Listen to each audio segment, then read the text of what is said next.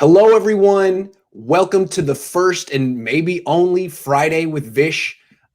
Vish had finals this week. Vish is still in school. Vish is a natural, but he's still a student. Now he's done and waiting for his grades. Vish, how do you think he did? I mean, we'll see.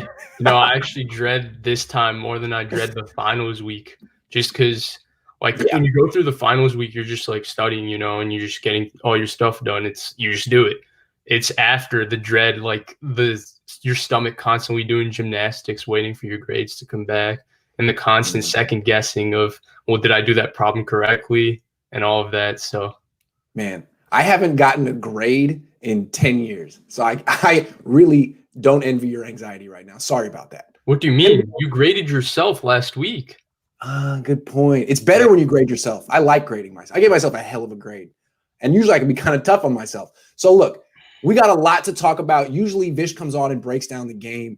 We've broken down that Bills game a million different ways. We're going to talk more big picture and looking ahead. We got a bunch of topics and we'll take questions later. Shanahan talks at 12:45, so we'll be out before then. We will go no longer than that. But we got time today. And the first topic, we got to talk about Matt Stafford. Because one of the first things me and Vish were talking about in DMs and online was Matt Stafford. Why Vish thought he would be perfect. This was back when people were thinking maybe Aaron Rodgers, maybe Tom Brady, back in the offseason. And Vish was like, nah. Stafford. Before I get your thoughts on the potential of Stafford going to the Niners, we asked this because Steve Young's been pushing for it. A lot of people have been pushing for it. And I just happened to watch Stafford a couple nights ago. And man, that guy is better than he's ever been. So what are your thoughts on this, Vish? Well, first, I'm going to put it out there. The Matthew Stafford would win MVPs, plural, with Kyle Shanahan as his coach. Everybody has always questioned how he's done in Detroit with a winning record. Well, he had 4 or 5 years of winning seasons with Jim Caldwell as his coach. And Jim Caldwell is not the greatest coach ever. He's just a pretty good coach. And Matthew Stafford is a phenomenal quarterback. And he was able to pull that off in Detroit, of all places, Detroit. Mm-hmm. So I think it would be an incredible fit. He was drafted by the 0-16 Lions, right? One of the worst seasons ever we've seen from a franchise. If you think the Jets are bad, that Lions team was pathetic. They were pathetic. And so he was drafted by that, and he's been through a lot, and everybody's like, well, he hasn't won anything in Detroit. He's had nothing around him in Detroit. I think you give him to Kyle Shanahan, and the talent, he's a Mahomes-type talent, a Rodgers-type talent. I think in my opinion, it's one of the 3 or 4 best arms I've ever seen. It's with Josh Allen, Mahomes, Favre. So he's really incredible. So the fit is, as a player on the field, is seamless. I think the bigger conversation is, can they pull off the trade? And to me, it comes down to who the Lions hire. They hire a young guy who they give a 6-year contract to. That guy might be willing to tear it down and rebuild it, because maybe there's just with Matthew Stafford over time, it just hasn't been working for whatever reason. And you can keep trying with different coaches, but at what point do both parties, which is the Lions and Stafford, just get exhausted of each other? Man, this isn't working for either of us. And I'm hoping it gets to that point, because I think Matthew Stafford has a player option in his contract in 2021, or there is an option for an out. I know that.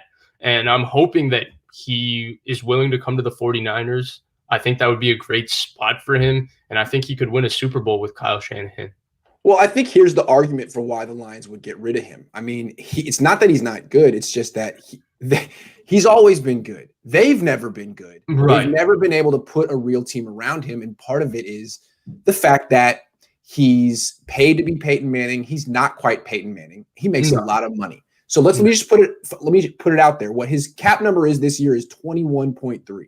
That's reasonable. That puts him at 9.9% of the Lions cap. That's kind of the threshold, 10%. I mean, it's surprising that he's right there. Teams understand. They know the history. But then next year, his cap number goes up to $33 million. And under the cap, which is going to be the same or go down, is projecting it to take up 17% of their cap. They can't win that way. Right. They can't win this year with him making 10%. Now it's going to go to 17. So that would be the reason right there. Trade him for a pick, start over, go cheap at the position. That's been working. The only thing is, we can talk about how good this guy. I was surprised. I mean, the pocket presence, the confidence. He looked a lot like Josh Allen. The thing is, I think they could get a lot for him because when they trade him, he's not as expensive for other teams. That prorated bonus is expensive. It's $13 million a year. So he's actually a relative bargain for another team in a trade. So I think they could get at least one first-round pick for him. Yeah, they could, if it was a first-round pick and it was just a first-round pick, if I'm the 49ers, I still do it. You're not going to get a player. Like, even if you draft a quarterback, like, let's forget the top 5 guys. You're hoping you can even get a player at the level of Matthew Stafford for the next 10 years. So I would do it in a heartbeat. I think that because of his age and where the NFL is trending and who's interested in quarterbacks, because there is a surplus of quarterbacks in this league, I think that the Niners would be one of the main suitors. I think maybe New England would be in that conversation. I guess you might want to throw out maybe like New Orleans, but their cap is totally like it's demolished. So they have no chance. They've nuked their cap to win the Super Bowl this year. So they have no chance, I think, at making a run at him. And, I don't know if New England would really look into Matthew Stafford. I think they are going to go the cheap quarterback route. I think they're going to be their MO because they're slowly, without anybody noticing, they're slowly re-tearing and rebuilding that roster. Mm-hmm. So there's going to be a lot of veterans out the door. I mean, we're seeing how many young guys are playing for them this year. They always have a lot of picks. So I don't think he would be the guy that they would go after, which I think puts the Niners in the catbird seat to get him. Well, see, let me use a Vishism right now. Let me push back a little bit. I think there's nuance there. No, hey, I'm trying to get Vish to smile, but he's still in finals mode. No, the thing about, I think your logic is good. All I'm trying to think is from the Lions' perspective. Let me put myself in the Lions front office because I may be there one day. Who knows? You can't trade Matt Stafford for the 15th pick in the draft. Because you can't replace him with the 15th pick. If you're trading Matt Stafford, then you're definitely going to draft a quarterback this year. Definitely. So, yeah, I mean, if you could get Zach Wilson and you really like him, if you could get Trey Lance and you really like him, although he can't start right away, if you could get Justin Fields and you really like him, great. But to trade him to the Niners, we don't know what the Niners pick is going to be. For all we know, they could have the 9th pick in the draft, and that could be great. But if they have the 15th pick, they end up 8-8 this year, something like that. I don't know if the Lions feel like, well, let me trade Matthew Stafford for the opportunity to draft Kyle Trask. Oh, I mean, Kyle Trask isn't exactly Matthew Stafford. No, he's nowhere near. So here's the way I see it. Like, look, what you're saying is plausible, but I don't think NFL teams usually do 1-for-1 trades the way the Niners did with DeForest Buckner and Javon Kinlaw. That's kind of an unprecedented thing that happened. I think if they traded Matthew Stafford, hopefully you get a couple of picks. It doesn't have to be quarterback this year, right? You can get a cheap veteran quarterback, have him play this year and start rebuilding your defense and start accumulating talent and kind of set up your roster to the point where you can get that young quarterback and move forward that way. When you talk about things NFL teams don't do very often, trading a top-level quarterback in his prime and not replacing him that offseason, that would be tough sell to the fans if they come. Maybe they won't be there. The Cincinnati Bengals did it right. They traded Carson Palmer in the middle of the year, 2 first-round picks, and then they didn't draft. Yeah, man, he Dalton in the first round. They drafted him in the second round. He left the team. He retired. He was like, I would rather not play. Right. Well, yeah, it's okay. All right. Well, look. I mean, we're if talking I'm in the Lions front office, I'm going to say, guys, if we trade Matt Stafford, I would recommend we take a quarterback this year because I don't know about. I mean, maybe we could trade for Nick Mullins. Maybe we could pull that off if I go over there. Figure it out. Look at your face. Look, man, I can see I just feel like if the Lions trade Stafford, someone with more to give than the Niners would be interested. That's all I'm saying because he's a hell of a player. What I see from him is a guy who could win Super Bowls if he just had a freaking run game. Yeah, I agree. Just and he's never had it in Detroit. And that's not even a money issue. That's a scheme issue. A run game is cheap. The Shanahans proved that in the mid-90s. You can manufacture a run game with undrafted free agent running backs and lighter offensive linemen you take in the mid-rounds because of the zone. I mean, come on. Someone help him out. I'm going to do my best. Someone in the comments brought up the Colts. Definitely a good option. It's definitely a fair option. And they do got the cap room to pull it off. But to me, when I'm zeroing in on the Colts this year, I think they're going to be all in on Carson Wentz because I think Frank Reich looks at Carson Wentz and the way he did it with Carson Wentz in 2017, and he could probably rebuild that and take Carson Wentz. And I think he could have maybe the best quarterback in the NFL. That's how he sees it. I got a team. Who? Jacksonville. For Matthew Stafford? Yes. Why would they do that? Because the other option is to draft Justin Fields, depending how you feel about Justin Fields. Well, but yeah, you get Justin They Fields. have $80 million in cap space. They have 5 picks in the top 66. You could take Justin Fields and develop him, or you could trade the number 2 pick for Matthew Stafford and then have another 4 picks in the top 66, plus another $60 million in cap space.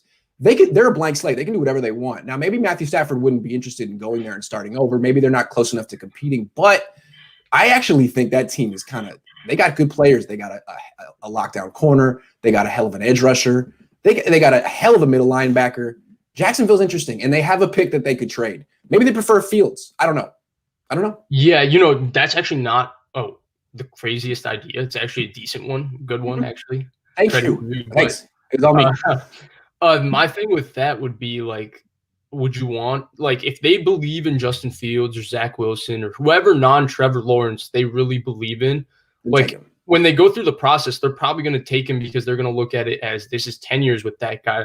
The reason I look at Matthew Stafford for a team like the Niners is because the Niners are one of the few teams, and the Rams are kind of this way, where they've kind of locked up all their young players, and their young players are becoming veterans, and they're in this kind of win now zone, and you need that quarterback who's ready to win now. And I think both teams are kind of in the same situation where they're just missing that quarterback. I watched Goff last night, and he looked just as unimpressive as he's always looked. There's occasional games where he pops off, but I feel like there's a lot of training wheels on that offense. So I'm not too sold on Jacksonville being able to maneuver themselves where they would just bring in the veteran quarterback and try to patch the team that fast. Because, again, it's another move that's just totally unheard of in the NFL. Okay, I want to stick with the quarterbacks. I got a wild card topic. I haven't prepped you for this one, but I think it's fun.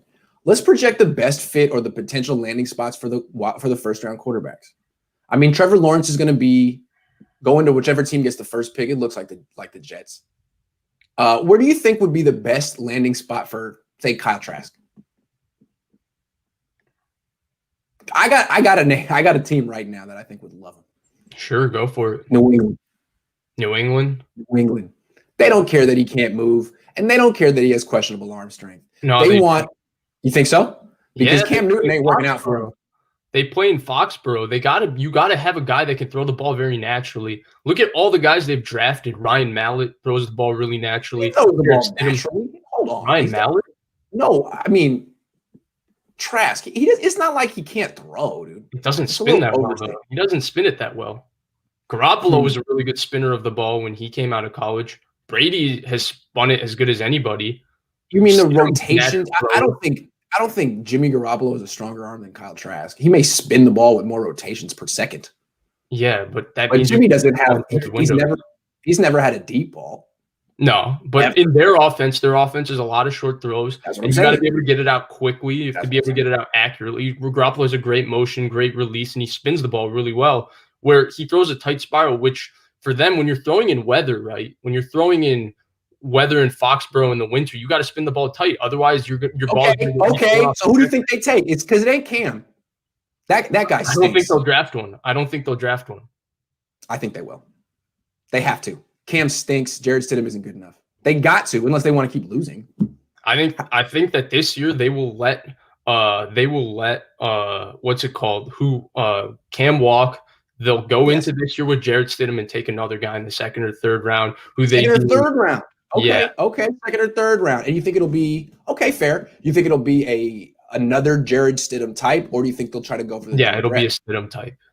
So Mac Jones. Yeah, because I see the way I think of them is that they feel that their offense takes a while to learn, right? It's a very complicated offense. If you draft a guy in the first round, you can't develop him for 2 years to teach him the offense and get him prepped. That's a good point. That's why they take the second and third round guy. That's a good point. Okay, so someone in the second or third round for the Patriots. Interesting. All right. Well, what about let's say Zach Wilson? Where's the ideal spot for him? Where do you think he's going to end up? Carolina? Joe Brady? Carolina would be perfect for him, I think. Joe Brady. Imagine him in the backfield with Christian McCaffrey. Yeah, with Joe Brady and those receivers are incredible. DJ Moore, Yeah. Robbie Anderson, Curtis Samuel, as good as it gets. That's kind of a great spot. Washington could take him too, but if Washington keeps winning with Alex Smith, are they really? I mean, one way or another, they got to draft a quarterback. Whether they move on from Alex, yeah. The thing with Washington is that they're either going to be in quarterback position or they're going to be picking in the 20s. They're not going to have anything in between. It'll be like the 8th pick or the 20th. Sorry, yeah. That's funny. That is funny. So it's hard to project if they'll even be in position. I guess if they make the playoffs, they won't. If they don't make the playoffs, they could take a guy. So real quick, I just want to go on a little tangent here because I'm reading the comments here and people keep bringing up Sam Darnold. And I'm going to explain right now for all and why Sam Darnold just wouldn't work for the 49ers. And I'm not even going to get into him as a player because I don't really like Sam Darnold. People bring up the Ryan Tannehill, Adam Gase comparison. I've said it before, Ryan Tannehill and Adam Gase, when Ryan Tannehill was the quarterback, they were a playoff team in Miami. The problem was Ryan Tannehill got hurt, but he had a winning record with Ryan Tannehill as a quarterback, and the roster wasn't that great there too. And so the thing is with Ryan Tannehill also, the only reason people thought he was bad was one, he got injured, and two, Miko Grimes just talked about Ryan Tannehill like he was like Nathan Peterman. Like Miko Grimes ruined Ryan Tannehill's reputation. Also, his numbers were like mediocre. Not bad, not still middle of the road though, right? Yeah, middle of the road quarterback. Yeah. Yep. He was a good player. And so now that his situation got better, but so Darnold has never played anywhere near Ryan Tannehill's level and never played anywhere near his level in the NFL thus far. That's true. The other thing with Darnold is that this is year 3, right? So now you got the 4th year. You're probably not going to take the 5th year option because he's totally unknown. So you're going to bring him in here. The question is, he's taken so many hits with the Jets. His mechanics are wacky. His accuracy is so off, like inconsistent. He doesn't see things a lot, which means you're going to have to rebuild him. If you're going to have to rebuild him, can he come in and learn this offense and beat Nick Mullins, who's been in this offense for 4 years? Let's say that's where you go. So you move away from Jimmy and you bring in Darnold and Nick Mullins. I don't know if he would beat Nick Mullins in training camp, which means that you're waiting 4 weeks or 5 weeks to start him. Then you start him 5 weeks. You have 11 games with a win-now team to make a decision at quarterback before you have to re-sign him again. It just makes no sense. And Kyle wouldn't come in there if he didn't beat out Nick. He would have to be better than Nick Mullins. Same thing with Jimmy Garoppolo. But he would have to do it from day one, right? Yes. And that's the thing. It's going to take him time. And they don't have time for him. This roster doesn't have time. It would be a horrible fit. Yeah, I just don't like his skill set that much. He's not real fast. I mean, he's an improver. He's not particularly a stickler for the details the way that Kyle Shanahan would want his quarterbacks to be.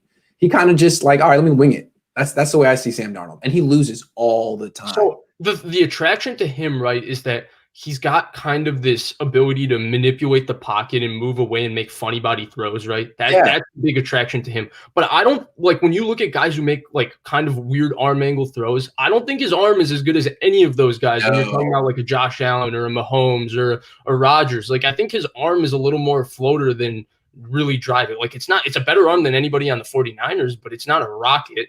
And then I just don't think he plays well within the process of their offense. Like we can rip Adam Gase and he deserves to be ripped, right? But that Jets roster is pathetic. So I don't know how people expect him to coach brilliantly with a terrible roster, right? McCagnon ruined that team. That's one. And then the other thing with Gase is that we can blame him, but Joe Flacco was having more success within what was going on in that offense because a lot of times Sam Darnold's not seeing what's happening. Yes.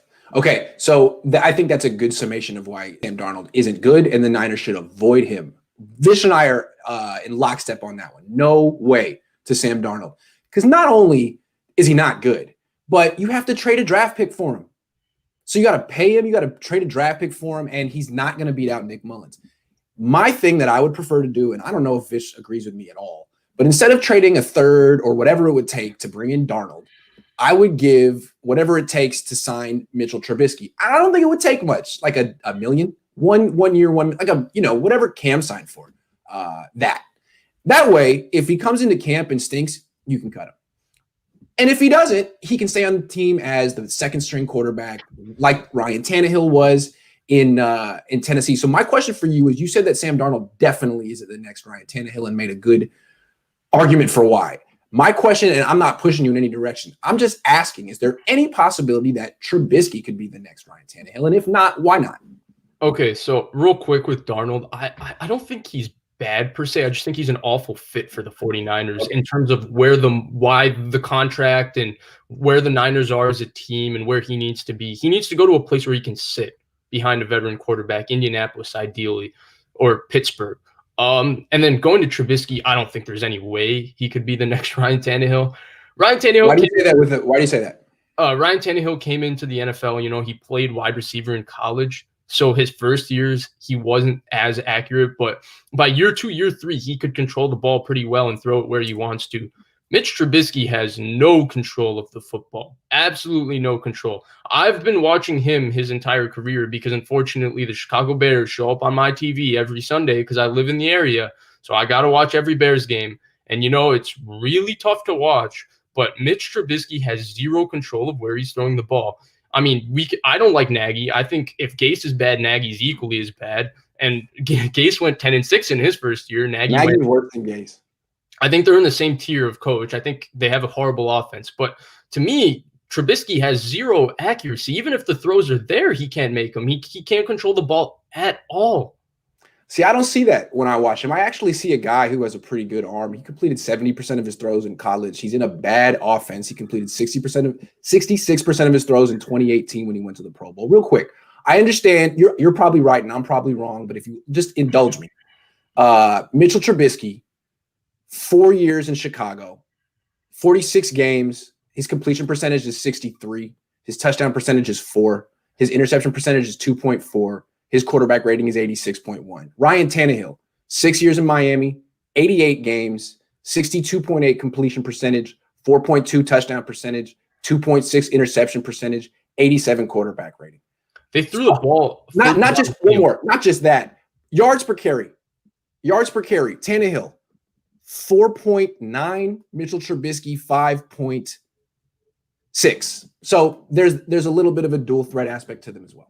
That's it. I agree. And, you know, the way you presented it, it's not like a scenario. Like when you said Mitchell Trubisky, I was like, whoa, warning signs. But then you said, well, if you can get him for $1 million, you know, and you just bring him into camp and you just see how he does, because maybe you can pick up something decent there, then, okay, not a bad option that way. But for me, because you're putting him from basically from night and day scheme wise, you're taking him from the RPO quick passing game to Kyle Shanahan under center play action, which I think could have a nice effect the way it has for Baker Mayfield. Yeah, I mean, maybe, but I think Baker Mayfield at every point in his life has been a better thrower than Mitchell Trubisky. Like the one thing Baker Mayfield was coming out of college was accurate. And he's shown that with specific pass concepts, even with the Browns, he can really make throws that not a lot of guys can make. So, I mean, maybe I scouted the hell out of Mitchell Trubisky when he came out of North Carolina. Yeah, I can tell. I can't tell you why, but I just remember him having a really good arm. He completed 68% of his passes. He threw 30 touchdown passes and 6 picks. I thought he had the arm. To me, I don't know. To me, when I see him, and you watch more of him, but I see a guy who's lost all confidence. Yeah, I agree. A similar way that Alex Smith did when he was 25, 26. And to me, a good coach might be able to save him. But I don't know. Maybe not. I don't know. Yeah. So even with him, though, again, it comes back to the fact that the Niners are nowhere in the position to have a guy that you have to rebuild. Like this is win now team. And I'm not saying like he's even like would be the long-term answer. Like he would just be kind of an interesting project to fiddle with while you're looking for the right guy. Because all I'm saying is they may not be able to draft that guy this year, even though they want to draft that guy. Right. Yeah. Hold on. Sean says, Vish, would Mitchell Trubisky bounce pass throws like Mully? Nah, he would be something we haven't seen a lot with the Niners, and that's wildly high. Wildly high. Oof. All right. Well, hey, I'm not arguing. It was fun to talk about it. So thanks for indulging me. I keep coming on live and talking about Mitchell Trubisky, and I'm sure people are like, dude, not again. Please, I hate this guy. So that's the end. I'll never do it again, at least this week. Let's move on. What do you think about Richard Sherman basically saying there's no way in hell I'm coming back next year? Because, I mean, basically he laid it out yesterday at a press conference the way you don't hear players lay out things very often. He is his own agent, but he's like, I'm not coming back next year because they have 30 million in cap space. They have 40 free agents. They're going to give Trent Williams more than 20, and they're going to give Fred Warner 18. It's like, wow, that's a lot of information. What do you think? Yeah, so he laid it out perfectly, right? The numbers are perfect, especially, and this isn't the case without even considering what's going to happen with D Ford and Jimmy Garoppolo. He's just talking about the straight up numbers for next year. So he laid it out perfectly, right?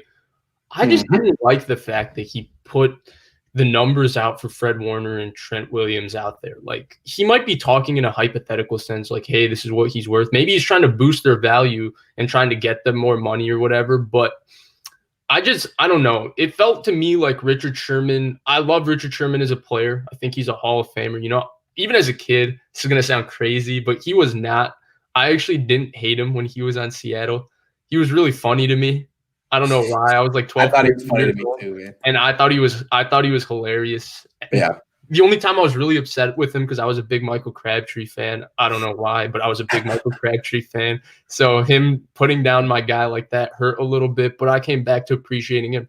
So there's that, just a side tangent. But the thing with Richard Sherman for me is that sometimes I feel like when he talks, and this was something I was worried about when I knew that it's going to be tough for the Niners to re-sign him just because of all the other guys they have to sign.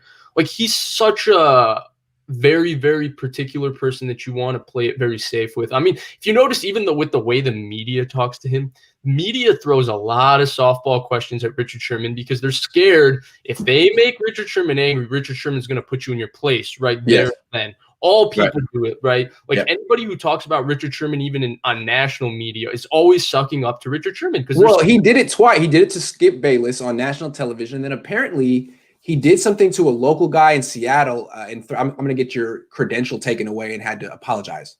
Oh, really? And then there was the lady in the Super Bowl with the entire Donald Trump, Robert Kraft, or was it Donald Trump, Robert Kraft? It was something where he it was Robert Kraft, Roger Goodell, something with that he basically just totally eviscerated her. So he's scary, and people never ask him tough questions and all of that. And I think that in this case, it was kind of just a case of Richard Sherman's ego a little bit getting in the way, where he looked at the situation and he wants the narrative to be out there. Like, they're not re-signing me because I can't play. He's his own agent, right? So he has to do his own marketing. So he's basically trying to put the narrative out there that it's not because I can't play. I can still play. I'm still a great player. They got Fred Warner and Trent Williams, who everybody would agree are higher priority than Richard. Cornerstone players. Right. Yeah. So he looks at it like that. So I think it's just him trying to build his narrative and build his brand so that he can get that third big contract, hopefully. Right. But how do you think the Niners reacted when they heard that? They were like, ooh, don't you think? Like, hey, Richard, you don't need to say that. Yeah, but they can't say Richard Sherman. I know you can't. If you're in business with Richard, you got to be like, all right, Richard, that's Richard being Richard. Okay. Because the thing is, Richard's going to win the short-term narrative with the entire thing. As long as he's still in the NFL, the narrative is going to be painted positively, because if you wrong Richard Sherman, he's going to make sure of it. And I like him a lot for that. But he's still got a vendetta against Jim Harbaugh and Pete Carroll, both of them. Yeah, he's tricky that way. Yeah. He's tricky that way. He blocked me. He's got a vendetta against me. I'm going to wake up one day at 45 years old. Richard Sherman's be in my front door like, hey, you think I forgot what you said in that one tweet? No. All right. We got to talk about Tavarius more because he keeps doing it, Vish. And I feel dumb because I kept being like, hey, we got to give this guy a shot. And Saleh was like, hey, man, he's not ready. And you were like, hey, it doesn't seem like he's ready. And I was like, no, he's ready. And now he just keeps costing the Niners points. I mean, I think he was responsible for 2 of the touchdowns they gave up in the last game. 3. How do you say 3? So the debated one, the Richard Sherman one, Richard Sherman said it was Palms coverage, right? No. That was him. And then the other one where he didn't get lined up correctly. Oh, sorry. There was another one he messed up, but it wasn't a touchdown. It was just a seam route where he didn't carry the 2 on the seam. So 2 touchdowns and an explosive play. Good goal, Tavarius. And that's coming off a bad game before them. So I don't know. What do you want to say about Tavarius? Yeah, he's having it rough. And, I want to defend. Like, Jimmy Ward's one of my favorite players on the 49ers. Like, my favorite player in the NFL is Deebo Samuel. But Jimmy Ward is like one of my 3 favorite players on the 49ers. And then Jaquiski Tartt gave me the golden opportunity to interview him. So he's a fantastic guy that way. But I've also thought he's a great, very, very good safety, a top 10 type safety for a few years now. and they've taken a lot of unnecessary heat from 49ers fans for people not knowing how good they are. The first thing you have to understand is that in this defense, the first job of the safety is to eliminate explosive plays, which means that a lot of the times the safeties are put away from the ball. In Jimmy Ward's case, he's basically Saleh calls him the eraser. He's the mop-up duty. We got a couple guys who can't play in man, but they can blitz off the side. All right, Jimmy, go take him in man. Go lock that up. Jimmy, Tarvarius can't play in the box. You play in the box and take care of the Jimmy, Marcel Harris, we don't really want him playing the post in cover 3. Jimmy, you go take care of that, and then we'll make sure Greenlaw and these guys can make plays, and you cover up. And then everybody comes at Jimmy Ward. Jimmy Ward doesn't make any plays. There are like 3 safeties in the NFL that can do all the things he can do. I promise you. Go watch. There's like 3 guys. There's not arguing with you. You win. You win this debate. I'm with you on that one. I like Jimmy Ward. What I want to say about Tavarius Moore, I want to stick on that topic. No, what I want to say real quick, and then you can go, is we were thinking, well, maybe next year the starting tandem is going to be Moore and Ward. He hasn't played well enough to merit that. You at least have to get someone to compete at the minimum, or if this keeps going the way it keeps going, you got to bring in a starter. And it's not going to be Richard Sherman, according to Richard Sherman. So right now, it doesn't look like it's going to be Tart either, because for the same reason, they can't afford all these guys. So the Niners have one starting. The Niners have one starting safety for 2021. That's a priority. They got to draft a safety. They got to draft a corner. Sherman's leaving. I mean, unless they really like Mosley, 2 guys, Mosley and maybe they give Verrett back. Maybe they give Verrett. Tim Harris. Verrett's kind of old anyway. I mean, even if they do bring him back anyway, so they got a lot of things. Yeah. So going back to Moore, right? Like he's got the physical skill set to be a starting safety at some point. But the problem is you can't be a starting safety in the NFL if twice a game you take bad angles to the ball in the run game, right? Because your defense gives up what could be a 12-yard run game, and you turn it into an 80-yard run game, running play. And then the other thing is that you bust basic coverages and you miss communication calls in coverage. Like you can't be doing these things as a starting safety. Like I noticed it with the palms coverage thing. Everyone before the play, someone went in motion and Sherman went like this. Greenlaw, Warner. He missed the communication. He just didn't do it. Oh, yeah. What is that? Is that just a lack of experience? Is it a lack of? I'd like to say it's a lack of experience, but the 3 games he played last year, like everybody wants to remember the one play he made on 4th and goal versus Jameis Winston, but forget the Juju Smith-Schuster touchdown he gave up, the big play to John Ross that he gave up. It's been a trend with him. And this defense, again, the role of the safety in this defense has to be safety first, which is why a lot of these guys don't get the opportunity to make plays. Like playmaking. It's a conservative position, not an aggressive position in this scheme. Yeah. It's a good point. It's because of the way they use their safeties. That's why, like, I'm sure if Tart goes somewhere else, given Tart's athletic profile, the way he tackles, the way he can play man coverage, when you evaluate Tart as a player, what are his weaknesses? There's like 1 or 2. There's very few. There's very few safeties that are as complete as Tart and Ward. And if you put Tart somewhere where they're going to start blitzing him a lot, they're going to put him on man on tight ends, and they're going to do a lot of these type things with them because their defense asks for it, then he might look a lot better in terms of plays than he does here when he's probably going to be the same level of player. What's going to cost Tart money is durability. He's hurt. Yeah. That's going to cost. I mean, I think that's the only gripe you can have against him as a player, that he just has been injured. But then I'm not going to nitpick him. Yeah, that's fine. That's cool. But the other guys that you talk about there, like Derwin James, he's played 21 games in his career. Yep. All right, let's move on to Tavarius Moore. It's like if they had another option, they would have benched this guy by now. That's how bad it is. Yeah, because once they traded Cohn, like their dime linebacker, Marcel Harris is actually pretty good at that. So like they kind of like him in that role because he protects a Greenlaw too, who's not the best. He's good at that too. But again, like when we're saying the Niners need a starting free safety, that doesn't mean the Niners should take a safety in round 3. When you go into an offseason and you need a starter at a position, that means you better to compete. You got to get a first round pick there or a vet. You can't be like, yeah, we need a starter. We'll take that guy on day 2. Like, no, absolutely not. It doesn't work that way. When the Niners lost Deshaun Goldson, they had to draft Eric Reed. There wasn't an option that maybe we could take, Desmond Trufant or Xavier Rhodes. Like, no, you got to fill a starting spot right now. So, you'd like to get a veteran, but again, how much cap space are they going to have this year? They can get rid of D Ford and Jimmy Garoppolo, but even then, they got 40 free agents. Nick Mullins is restricted. Emmanuel Mosley is restricted. Jason Verrett, they got a lot of things they got to do. It's interesting. If only they had the Jacksonville Jaguars. I mean, he's still got 5 games, so let's hope he improves these 5 games, right? 4. Maybe he gets better, but right now it's looking a little. You're putting him in the playoffs, is what you're saying. You got the 4 games that they're going to win upcoming, then the wild card game. That's 5. Oh, I was talking about Tarvarius Moore. That's what I'm saying. They got 4 games left. All right. I didn't know that. We were talking about this on the phone. The Niners, the biggest issue on the Niners right now isn't their pass rush, even though it's not good. It's not anything on their defense. It's the pressure in the pocket. And that in football is there's always a lot of factors that go into things like that. Clearly, the right side of the offensive line is soft and it's bad. It's bad. But Vish, does the quarterback coach, does anyone else bear some responsibility in your mind for what's going on?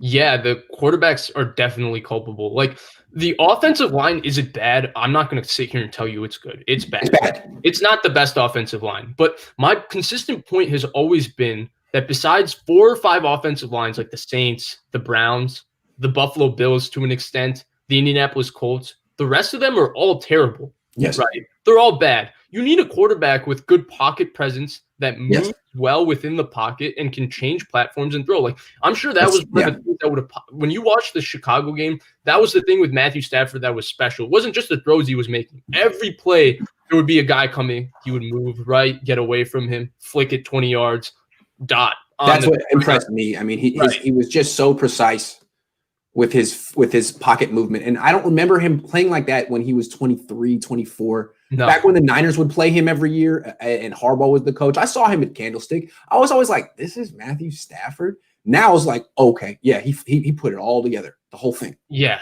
right? Because at that time, if I remember, he was really toolsy, but he had a little bit of – occasionally his mechanics would get messy, and sometimes he would look to just get out of the pocket and make the second reaction play. But now he's completed. No, he's dialed in. He's great. He's super good. Yeah. What are we talking about? No. So, offensive line. That's been my consistent point with that. Like, when I look at even like the guys like Burrow, it's unfortunate that he got hurt, but that was just the worst offensive line in the NFL. And they used to drop him back 45 times a game. And the thing with Burrow, the reason that he was able to compete with that was because his pocket presence is elite. He also moved himself into sacks, but he also escaped a lot of sacks and pressures and was able to move around and make a lot of throws like that. Right now, he got hit immediately. It wasn't anything he could do. Right. And then and Herbert's doing the same thing. That offensive line's awful. Right now, for me, the Niners quarterbacks, one, they don't move that well within the pocket. They're often one platform, kind of Jared Goff-esque. And 2, for me, my bigger problem is that I don't see, like, there's a lot of checkdowns built into this offense that are there. I think we all see them every game that are there, whether it's Garoppolo, whether it's Mullins. It seems that they don't get to that check down. There's not that internal clock. Well, hey, I know my offensive line isn't great. The guy down the field isn't open right away. Let me hit the check down. Like Mullins, last week, I'm really gone through and gotten to watching that game, like in depth again. But I do remember one key play that really just kind of encapsulated what's going on and really summarized the situation. He actually did get to the check down, which was Mostert, but it was, I think, a half second too late. And by the time he throws the ball, Mostert's basically run out of grass, and he kind of threw him out of bounds for a half-yard gain. So that was one that kind of highlighted it. But overall, it's an offensive line problem. It's a quarterback problem. There's a lot of things that need to be fixed. I do think a better quarterback who moves better will in the pocket. It's not mobile. He doesn't have to be mobile. Like Kaepernick was super fast, super mobile, hyper athletic, but not great. Not elusive in the pocket. No. You just need a guy that need to get his legs going. Yeah. Right. You need a guy that moves well within the pocket. That's going to be the number one thing for me. Well, the thing that's interesting about the last couple of games is that, to me, Mullins is starting to show a little bit of pocket. It's been better. It's been better. It's been growth in his game. I think it's pretty interesting. So the overarching theme I'm seeing here is that, to me, it's like Mullins is figuring out on his own during games right now. And earlier in the season, he wasn't moving much. Earlier in the season, Jimmy wasn't moving much. And again, as you say, like when there's a pocket and they can step into their throws, Jimmy looks great. Nick looks great. But that's not the NFL. It's just not. Even if you're not getting hit, like 50% of your dropbacks, you're going to have to reset. Right.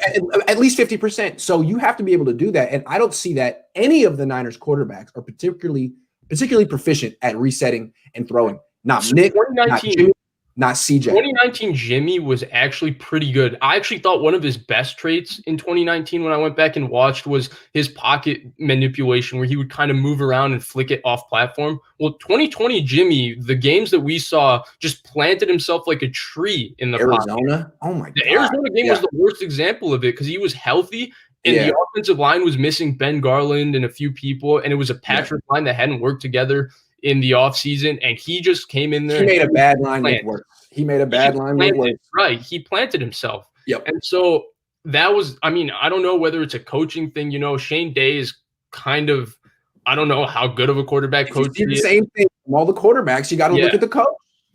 Yeah. And it's just when I see, we know that Jimmy Garoppolo has been able to scramble and improv in the past. We're seeing Nick Mullins start to do it now. Shane, bring it out of them. These guys, your quarterbacks never scramble, Shane. Did you know, like they've scrambled 5 times this year? It's not even scrambling. How many times do you step up? Well, McGlinchey gets beat. Let me step up. Or my guard got beat. Let me step away to the right and make a throw like that. They just plant. They're on one. I just don't think there's enough of a coaching emphasis on this team on what happens when the play doesn't work exactly how it's drawn. It has to be, because I think the one credit we can give all 3 quarterbacks on the 49ers if anything, they're all coachable, right? I think they all come across as coachable. So I think if you keep telling them, hey, move in the pocket, hey, when you get to the platform, you're on one platform for half a second, your offensive line is going to probably get beat. Have the presence to feel it, move around, and, you know, maybe work on it. Or maybe they do and these guys just aren't getting it. Who knows? But it just feels like there's something missing here. If they think they're doing it, do it a different way. You've got to make it a point of emphasis. And I've seen it in training camp. The way you can do it is there's special teams portions of practice. That is the perfect time for the quarterback coach to get with his 3 guys and drill down whatever it is they want to work on. Or after practice. Either way. That's a good topic. And for me, actually, when we start looking at quarterbacks, you know, I'm not a draft expert or anything, but the one thing I am learning after watching football the next 2 years is that when I'm looking at quarterbacks and watching them in college, I'm going to definitely have pocket presence as like the number 1 or number 2 thing that I want the most. It's a guy because offensive line play is just awful across the NFL, and every team seems to have 2 studs.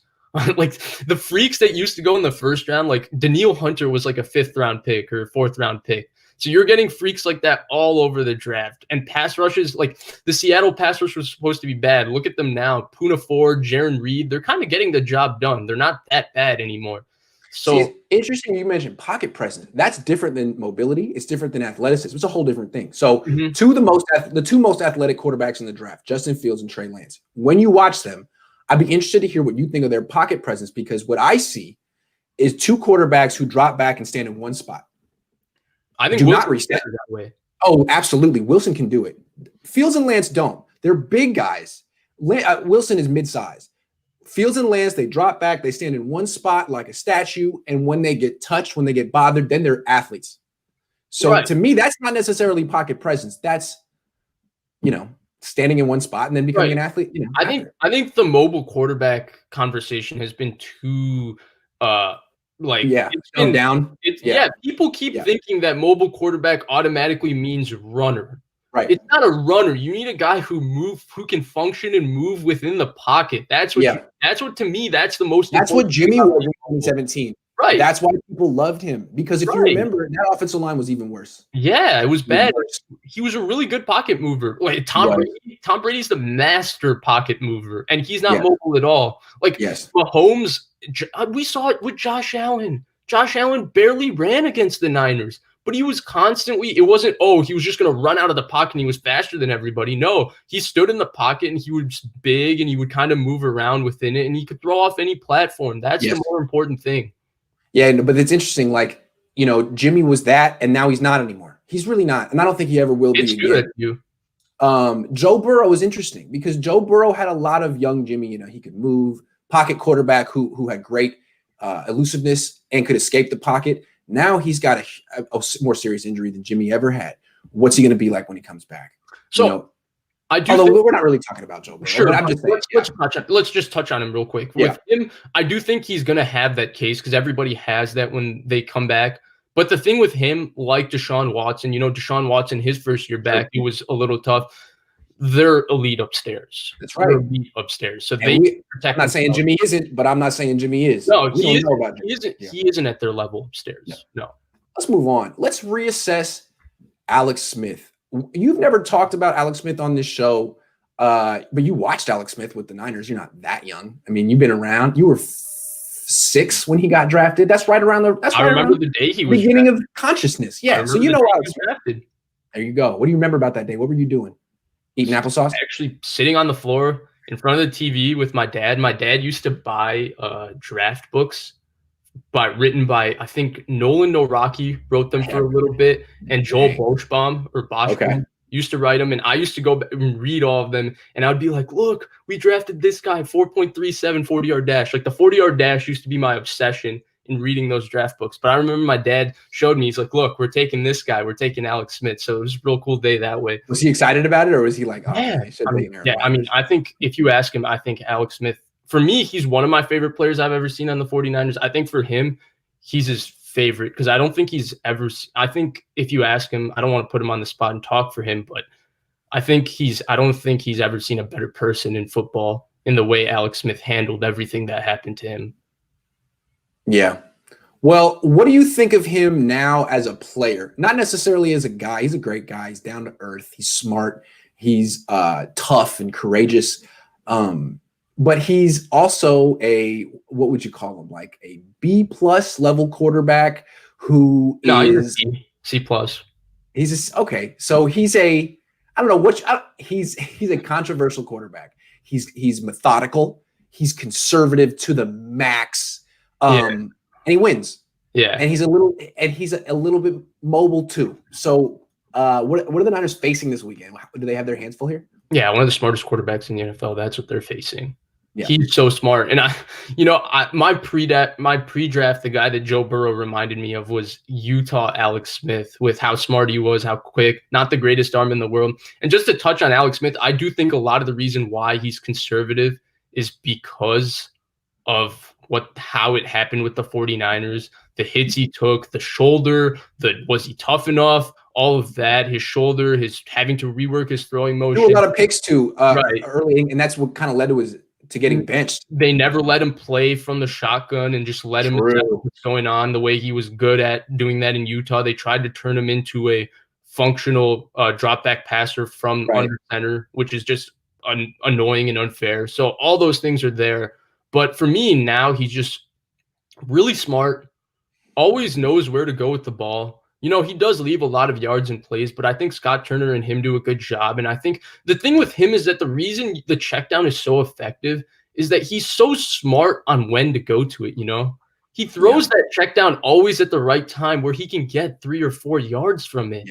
Yes. I think you and I could just say, oh, well, we could go out there. It's only a 5-yard throw. We could probably make that throw 10 times out of 10 to the check down. But I guarantee you we would throw like 5 picks or 10 picks, 20 picks. We'd get hurt and all those things. Like even average quarterbacks, if they tried to do that, would do that. He's so smart. He's so methodical. He knows what's needed. Like he will pull the trigger when they need to pull the trigger. Sometimes he'll throw a pick, but sometimes he'll also make the throw, and he's good. He's pretty good. He's still pretty athletic.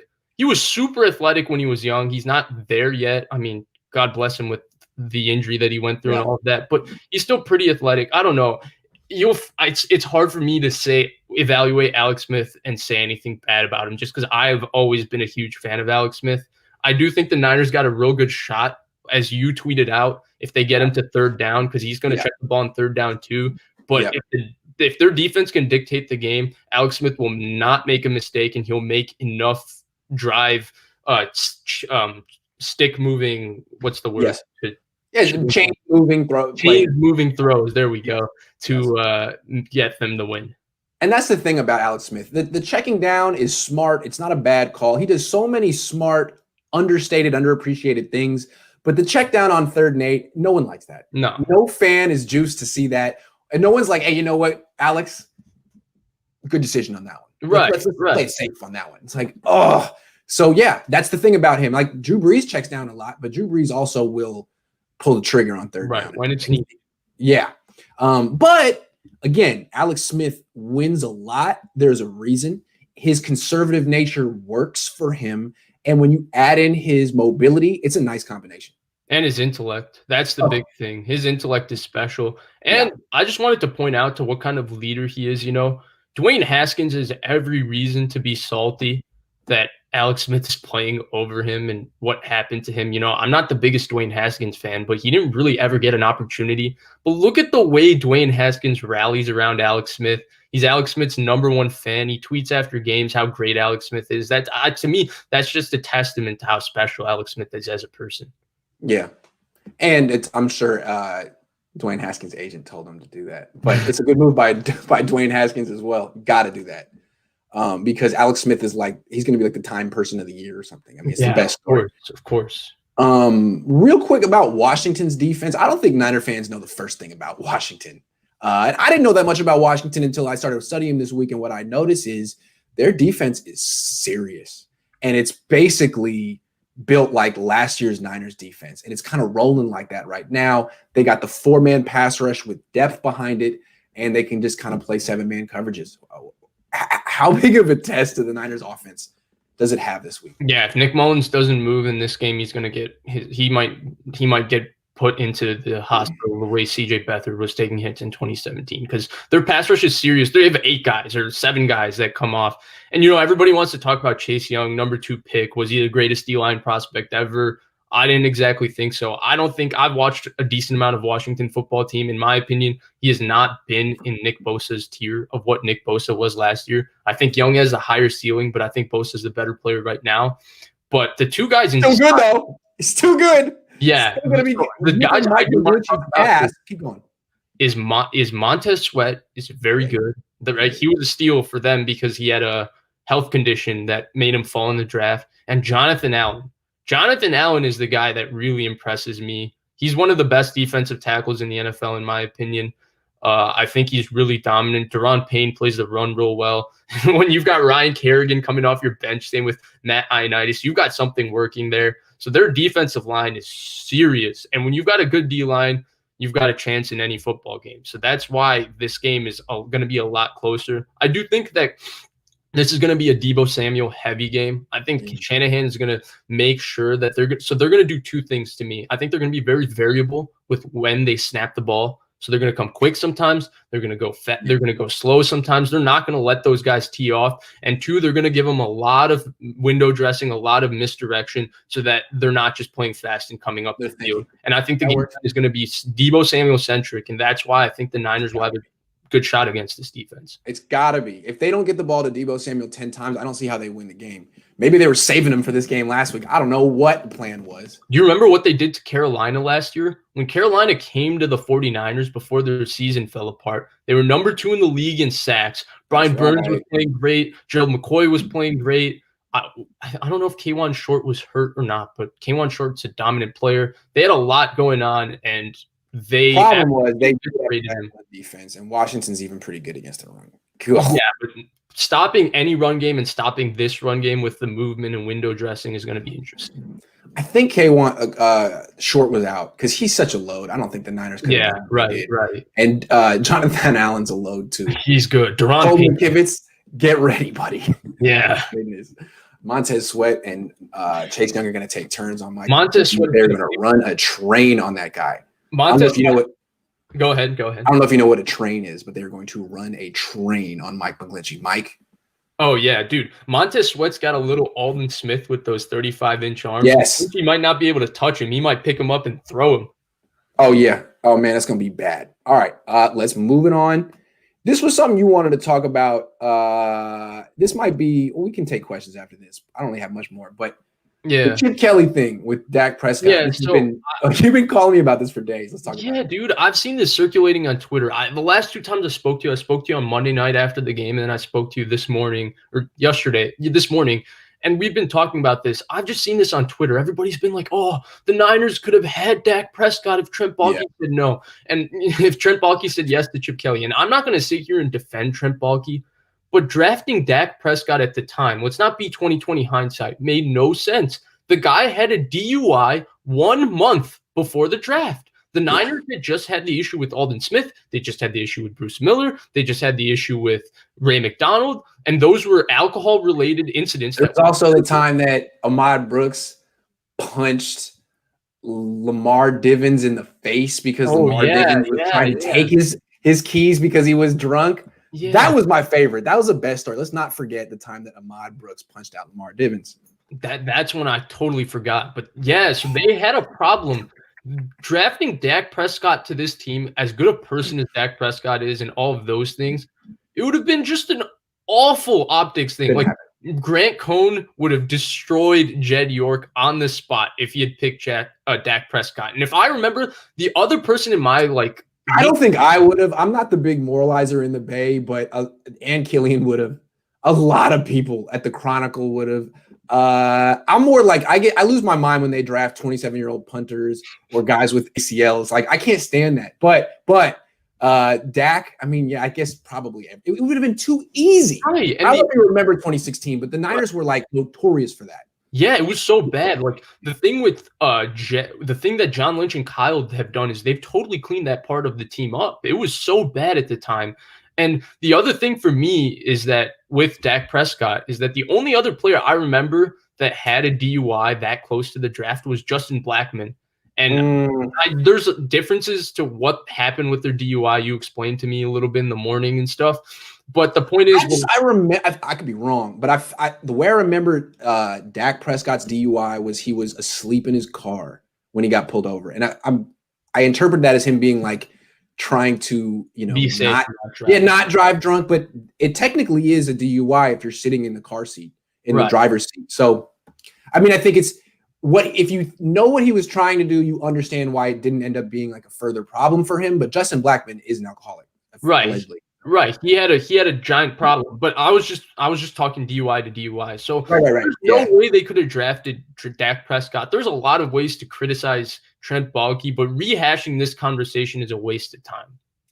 Hold on. I got one more thing, topic to put up, but I want to have a banner to make it official. It was a question in there, and I think it's a good one. I lost it, so I'm going to write it in, and then I'm going to surprise you with it. I think it's a good question, and I think it's going to happen. So here we go. Boom. Wait.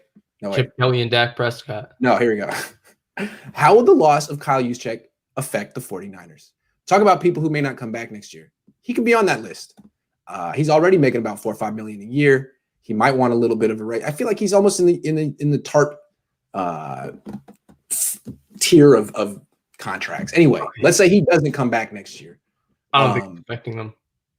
So how does the offense change? What is the next evolution of the offense if they lose their fullback? So it used to be their identity. I think one of the Shanahan disciples are just going to throw insane amount of monies at Kyle Juszczyk. It's like the Belichick guys going after Jamie Collins, right? It's like that type thing. So I think that's going to happen. Two, they had the guy who they really liked in camp, right? Apparently he did a very good job in camp.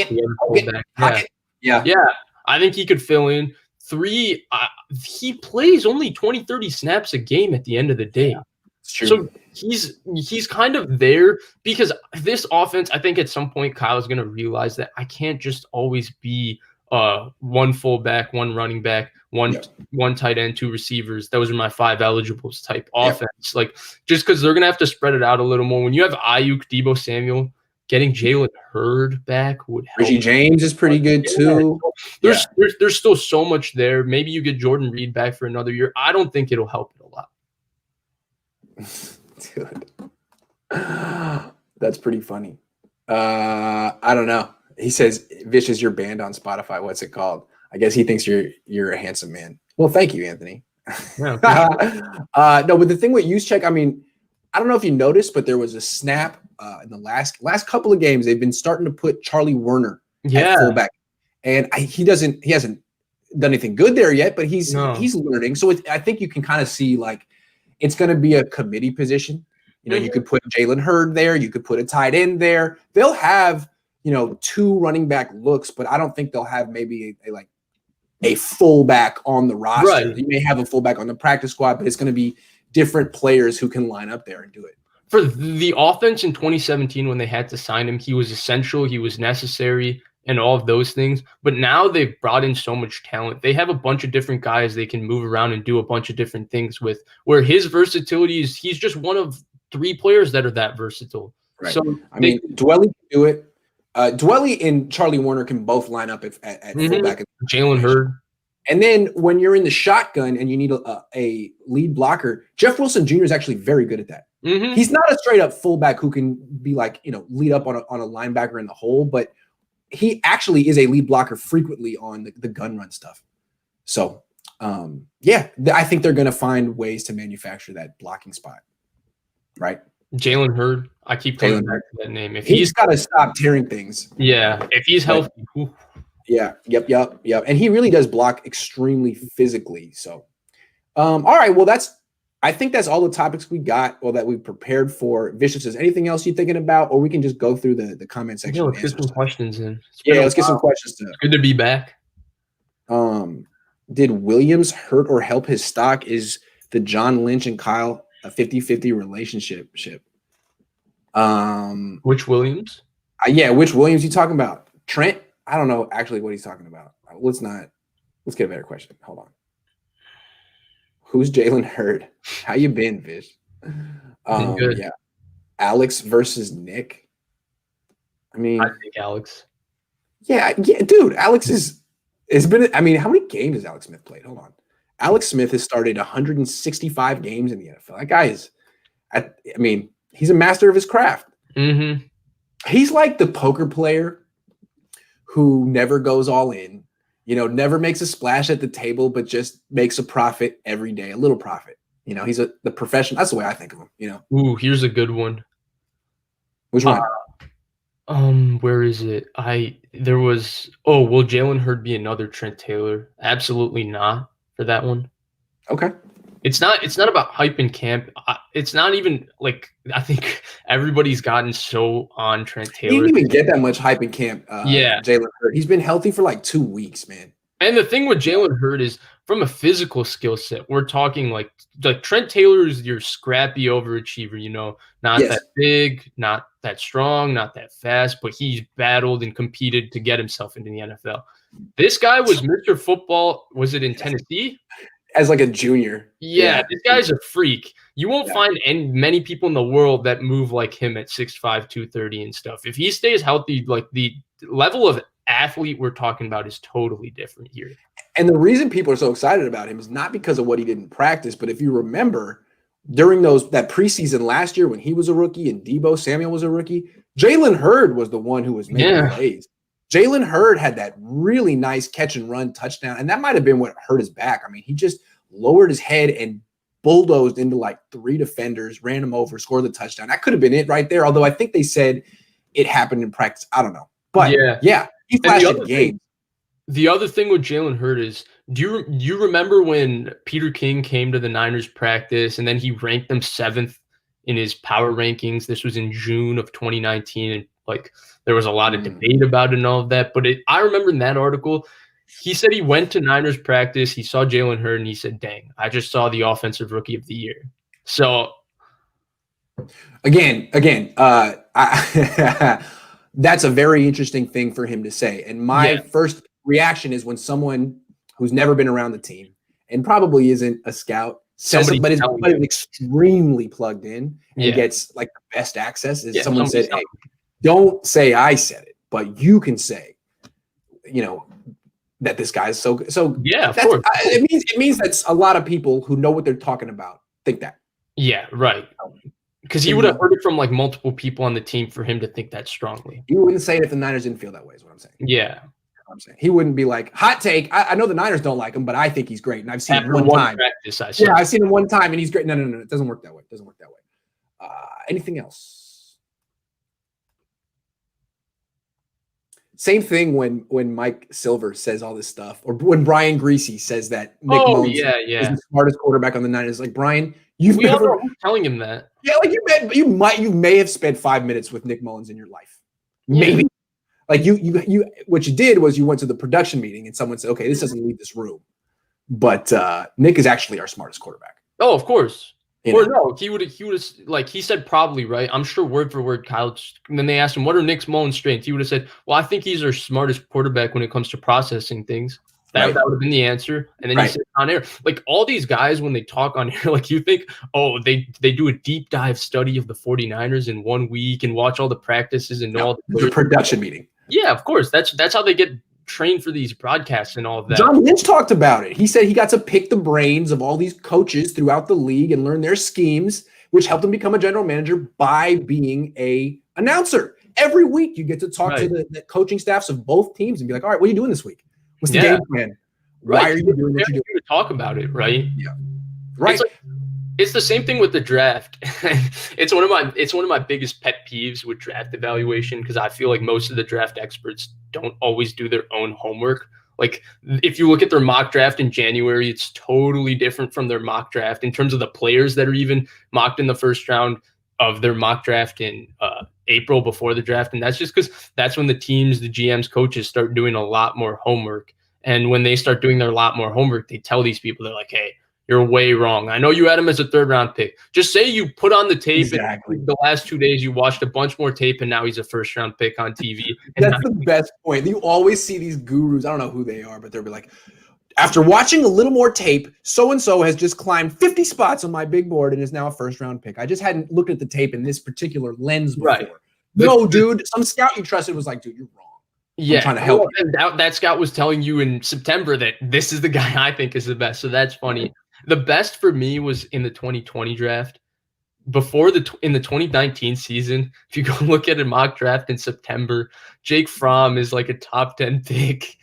And that one is just funny to me because by April, nobody even has him in the first 3 rounds, which is pretty accurate with how talented he is as a quarterback. But people had him as a top 10 pick.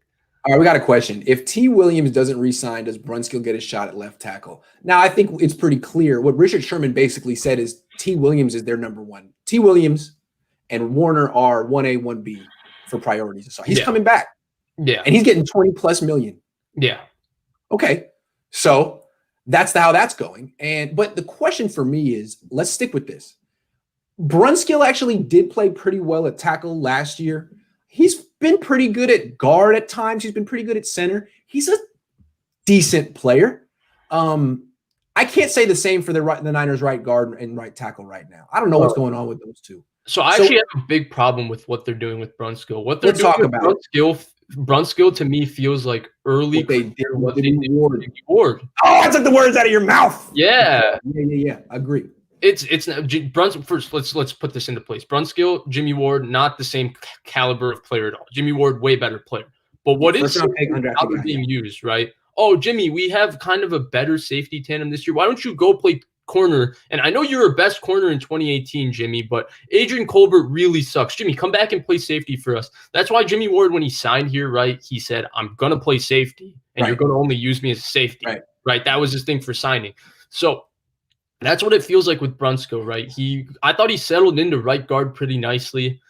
You know, Hronis Grasu didn't have a great Seattle game, but for them to move that quickly with him, Hronis Grasu, who I thought played fine versus New England, played fine versus Arizona week 1 and stuff, I thought was a little weird for them to move Brunskill inside. I think they need to find him a spot in a home. He's one of their 5 best offensive linemen, but he can't be one of their 5 best offensive linemen if he plays tackle, guard, and center all in one season.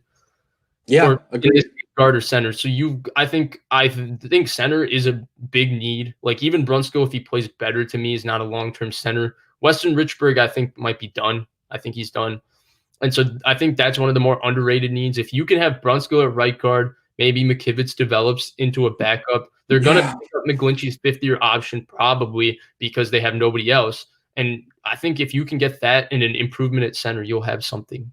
I agree, but let's be honest here. They're not moving him back to guard. They already moved him out of guard. I think what they're thinking is he's going to be their long-term center, and I don't know if that's the right place for him. But I guarantee you that's what they're looking. That's what they're thinking. Oh no! Otherwise, he wouldn't be playing there. The way I see it is that they're going to be in the market for interior offensive line. If they get a center, then Brunskill's a guard. If they get a guard, then Brunskill's a center. True. Well, at least what I see from Brunskill is when you put him at guard, he'll improve after a few games. You put him at center, he'll improve after a few games. Haven't seen that from McKivitz.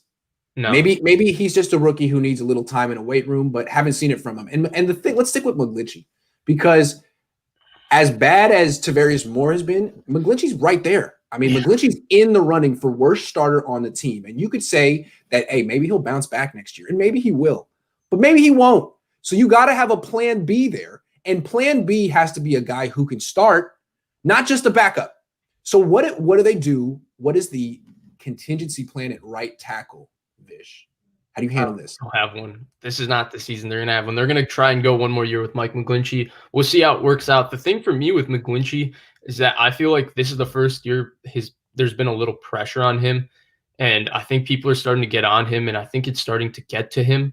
You know, he is right. He was right when he said, well, people are picking out one or two individual plays. Overall in the game, I play fine. Yeah, you do play okay overall, but those one or two plays are so egregious for a first-round pick right tackle, a top 10 pick right tackle. Tavarius Moore plays fine for most of the game. It's just those 3 plays where he gives up 14 points and a 50-yard catch. Yeah. It's egregious. It is egregious. Like, Andrew Thomas, ever since Mark Colombo was fired, hasn't given up a pressure, okay? He hasn't given up a pressure. You won't find the other top 10 picks. Jedrick Wills, you will never find a rep where Chauncey Gardner-Johnson is trucking him to the ground. You won't find it for Tristan Wirfs. You won't find it for Becton. It's a real problem. He's a really good run blocker as a move run blocker, right? Yes. Like, people think his PFF grade as a run blocker is high, but what the Niners do to help him as a run blocker is they don't. He's not a drive blocker. Oh, you got position blocker. Just push Danielle Hunter off the ball. No, he's not. That's not him. We'll get someone else to come and hit Danielle Hunter from a good angle. And George Kittle. Right. Or exactly. Yeah. Use check or somebody like that. So they do those types of things, and he's not. I think there's just way too much. I think it's starting to get to him. He just looks like a player. I mean, you posted the clip of him turning and yelling at Colton McKivitz. I think the pressure is getting to him. Yeah. Not having Joe Staley's getting to him. I think he talks like that. Like, if you've noticed, they haven't let him talk to the media, which I think is a great decision because he talks way too much. He needs to stop talking. It's really bothersome how much he talks. Like, he hasn't earned the right to be the voice of the team. You got to earn that. He needs to focus on his play before he starts focusing on the message for the big picture. It's just let Trent Williams talk, dude. I don't even want the leader of my team giving message for the big picture because he doesn't give message. He comes there and he goes, "Oh, well, the thing about us, you see, is we have more injuries than anybody else." Like, that's dude, not the coach job to say that. That's Grant Cohn's job to write. Well, the Niners, the thing is, even though they're 8-8, they have so many injuries, and this was actually a good season. Your job is just to do your job to the best of your ability, and that's go play football and come answer the questions, be a good teammate, all those things, right? All those things. Fred Warner doesn't go to his press conference and be like, well, look, you got to understand. You know, it's really hard. What's that? We don't have Ford. We don't have Bosa. Yeah, he doesn't say that. He says he's very smart. He's nice. He's gives the media their time, and he says, well, you know, we've got to play better. What we're doing is not acceptable. Yeah, this guy's playing well. It's just very calm, very composed. Like, he's in control. McGlinchey, to me, feels like a guy that's desperate, a guy that maybe hasn't gotten criticism before in his life, being Matt Ryan's cousin and going to Notre Dame, where they've produced how many offensive linemen over the last few years and all of that. There's just never been that kind of pressure on him. And it came this year. He became a captain and all of that. And people are really starting to figure out that, you know, for a top 10 right tackle, he's not worth it. Well, I mean, I've never heard of the concept of a top 10 right tackle. I guess that, you know, Lane Johnson. Happened. I know it happens, but honestly, you better be one hell of Lane Johnson was a freak athlete, right? Yeah. I mean, Mike McGlinchey was never a freak athlete. He was supposed to be just a really polished, excellent player who could, I mean, come on, dude. I don't know. Run blocking, right? That was it. They liked him as a run fit, and they thought he could improve in pass protection. It's starting to get to the point where is improvement possible, or is this? Why did they think he could improve in pass protection is my question. I mean, what I look for, the upside, the reason I thought Colton McKivitz could improve, Colton Miller could improve is because of his feet. He had quick feet. He just needed to get stronger. McGlinchey wasn't going to improve his feet quickness. He was always kind of choppy and mechanical. Yeah. Anyway, we got people. He's exacerbated the problem for himself by talking. Yes. If he doesn't, I'm not as bad as people say I am. Right. Okay. You don't still hear if you don't come out and say, well, we've had so many injuries. Well, no, our line is playing well, all these things, and you just leave it. After a while, like, look at Jimmy Ward, right? Like, Jimmy Ward did have the one good game, but Jimmy Ward isn't coming out every week or saying that people are slandering him. I mean, he went through a 2-week period where every game, every defensive play, Grant Cohn was just watching Jimmy Ward and tweeting that Jimmy Ward, oh, great attempt to make the tackle, all of that. He went through that.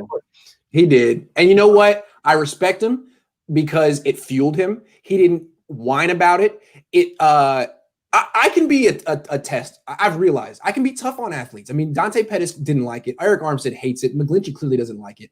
Jimmy Ward used it the way athletes are supposed to use criticism. It brought the best out of him. And it made me say, you know what, Jimmy, I respect you. I'm never going to talk that way about you again. You have the type of inner strength that I don't even think I have. So not that I'm that strong of a person, but I respect Jimmy Ward. I don't just respect his play. I respect his strength and determination and self-belief and all that stuff that I don't really think Mike McGlinchey has, or has demonstrated yet. Yeah. And you can't let me in your head like that. Come on. Yeah. To me, that's what it comes down to, right? Because the draw to Mike McGlinchey for the 49ers was, oh, he's this great human being. He carries himself, all of this, blah, blah, blah. It doesn't come across as genuine to me. It doesn't. It feels a little like he forces it out of himself. Yeah, hey, guys, how you doing? Just got back from listening to Bruce Springsteen and the Beatles and a bunch of stuff that was made in the 1970s. Like, dude, no, stop. I know you're very impressive with adults, but you just seem so fake. Okay, let's talk about Cam Newton because 2 different people left tips saying the Niners should trade for Cam Newton. I almost thought that they did trade for Cam Newton until I remembered that the trading deadline was a month ago. So I don't think this happened, but freaking Dylan Respects and Jimmy Gutierrez both feel like Cam Newton is the move. Hey, I'm saying Mitchell Trubisky for 1 year, $1 million. That's Cam Newton too. He's going to be back on the scrap heap. He'll be really freaking cheap. He used to be good. Mitchell Trubisky's never been good. So I guess if we're looking at really cheap quarterbacks who can move a little bit, Cam Newton is in that class. What do you think? Is he going to be healthy? He doesn't look even healthy anymore this season. And the thing with Cam is that, he got himself healthy. And New England is basically just using him up like a goose for pate. Like, they're setting him up. Like, they're running him, 15, 16 times a game? And then it's a nice little simile from the computer science major. I liked it. I mean, it's not even it's not, hey, Cam, we'll run a couple read options and protect you. Nah, Cam, we're going to run quarterback power. We're going to run quarterback draw. Those are going to be the staples of our offense. We can't really throw the ball outside. Damian Harris can kind of run it, but Cam, you just got to batter through people. Like, how much can the guy take? How much can he take? Though New England's just sucking the life out of him as we speak. It's funny. Everything you say about Cam Newton is what I would say about Mitchell Trubisky. They're not playing to his strengths.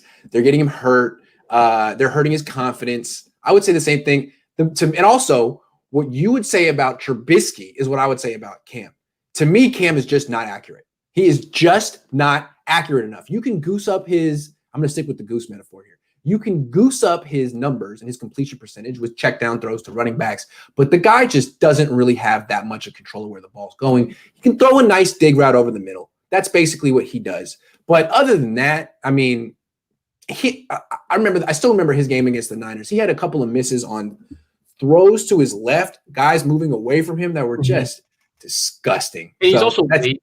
His timing is bad. He's late. But the bottom line for me is why he wouldn't work is not even as a thrower. Right? The big benefit was he's Superman. Well, he's not Superman anymore. That body, like, I hope he retires. Man, he's taking hits even this year.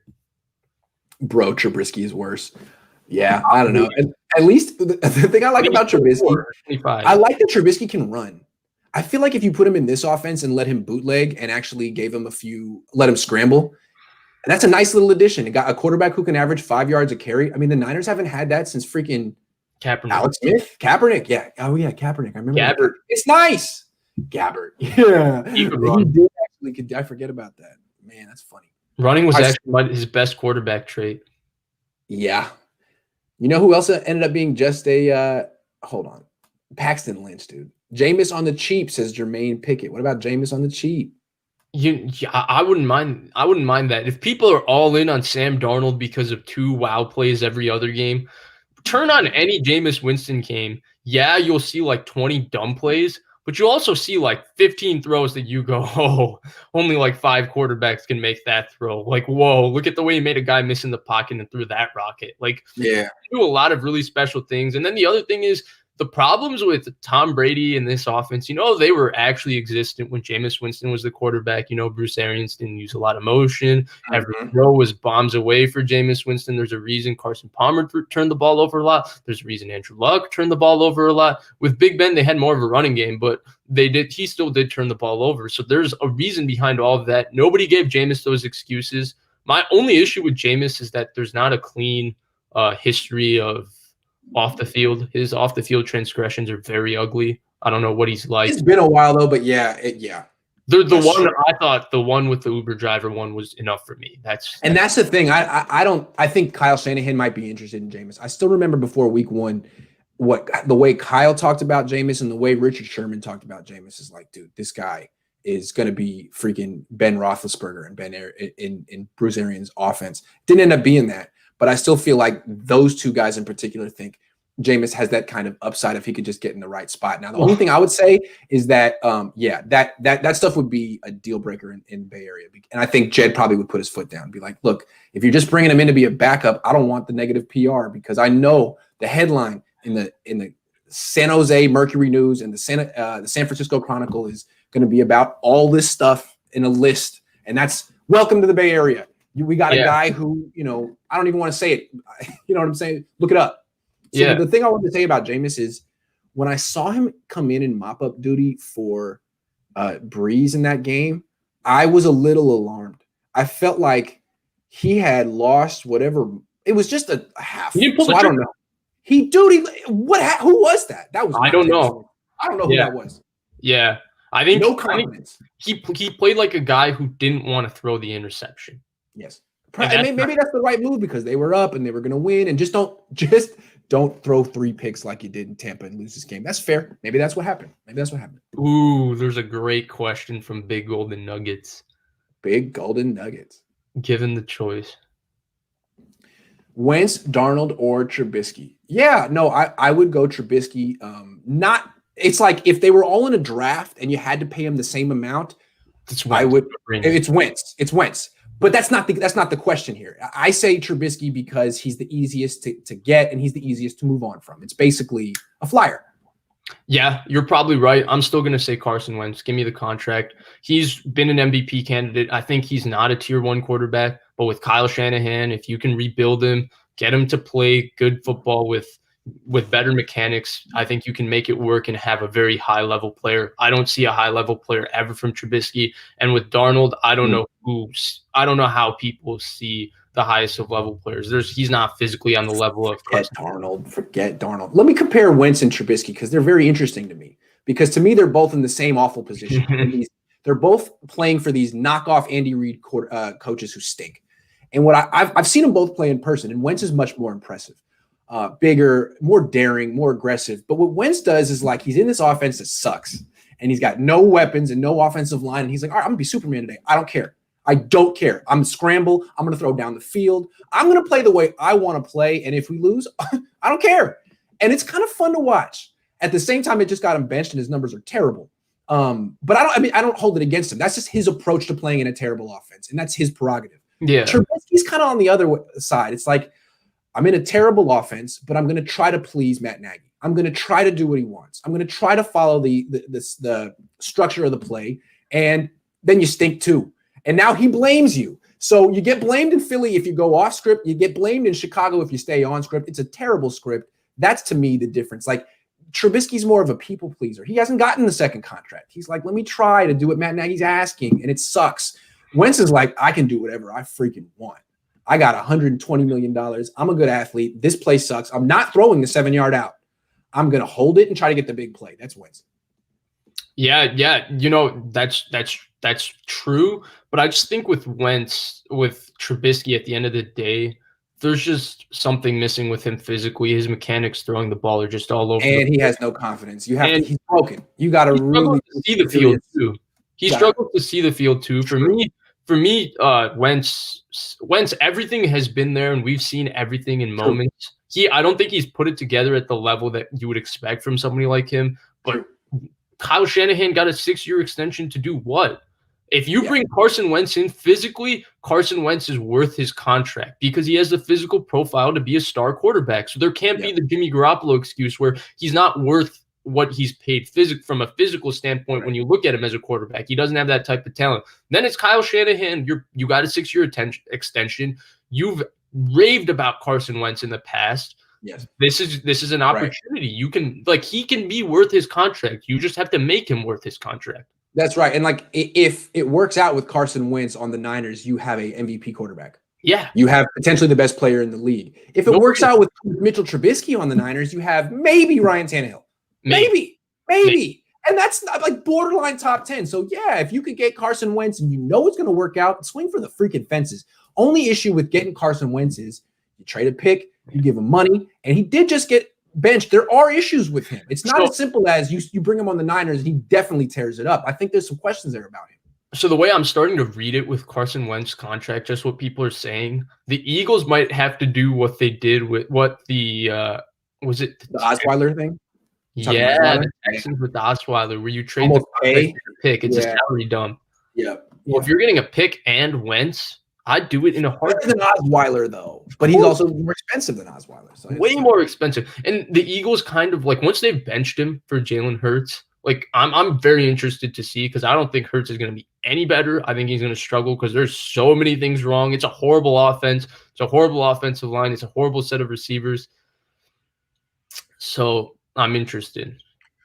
I gotta go. We got one more question. But Shanahan talks in 15 minutes, and I gotta prepare. But Joseph 209, you spent $3. I would hate to someone to give me a tip and me to not acknowledge it. Thank you, Joseph. The question, real quick, 30 seconds, Vish. If Bosa plays good next year, will he get contract? No. I don't think they'll extend him because there's still too many variables with the cap, and I think they're going to expect him to stay healthy one more year. If he didn't get hurt this year, then it would have been a no-brainer. He would have gotten his extension after year 3. I didn't expect you to say that. Interesting answer. All right. Well, we can talk about that more next time, but we are up against the clock. Thank you all, guys. Go ahead. Blake and I will be going live in an hour and 30 minutes here, 4 o'clock Central. What time is it? 12:30. So 2 o'clock Pacific. If you guys all can tune in then. I think Grant would have the channel in the description, so please tune in. We'll be going live. I'll also tweet it out, so keep an eye. And I'm sure you guys all follow and subscribe to Vish. I think you do. You should. Yeah, I think so. I recognize quite a few people. Yeah. I mean, if you had a question that we couldn't get to today, come in and Blake and I can answer it. There you go. All right, man. Vish, good stuff. It's so funny all week when I would go on. People in the comment section, hey, where's Vish? Where's Vish? Man, would you let him live? He's coming. He did his thing. He got finals. He's got to eat. Good stuff, Vish. Great as always, man. Thank you so much. All right, man.